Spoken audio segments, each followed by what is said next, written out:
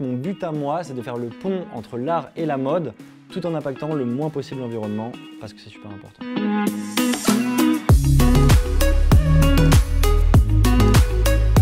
Bizarre, c'est de la customisation de vêtements de seconde main en collaboration avec des artistes. J'imprime les œuvres des artistes avec lesquels j'ai collaboré à la main en sérigraphie sur des tissus de seconde main. Ces tissus imprimés, après, je les couds sur des vêtements de seconde main. Chaque pièce est donc unique, signée, limitée, numérotée et vient rémunérer l'artiste en fait qui a fait l'œuvre qui est sur la pièce. Donc ici, on est dans la boutique au Passage Tiafet. On est la porte d'entrée du Passage Tiafet. C'est vraiment un lieu qui est parfait pour la marque puisque c'est un peu le quartier des pentes de Croix-Rousse où en fait il y a tous les petits créateurs, il y a des petits cafés, des friperies. C'est vraiment la localisation parfaite pour la marque. Je fais partie de la fabrique de mode responsable depuis maintenant plus de 2 ans. J'ai rejoint ce collectif d'acteurs dans la filière textile avec une volonté d'innover, de produire beaucoup plus responsablement et en favorisant le réemploi de matières et de vêtements. Je bénéficie aussi du premier bail commercial d'utilité sociale, donc ça c'est une fierté.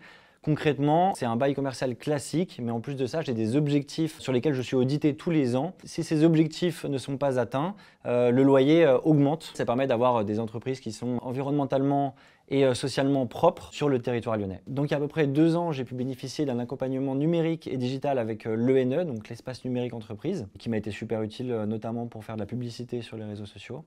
J'ai pas non plus la sensation de changer le monde ou même le territoire lyonnais. Je fais les choses à mon échelle, du mieux que je peux.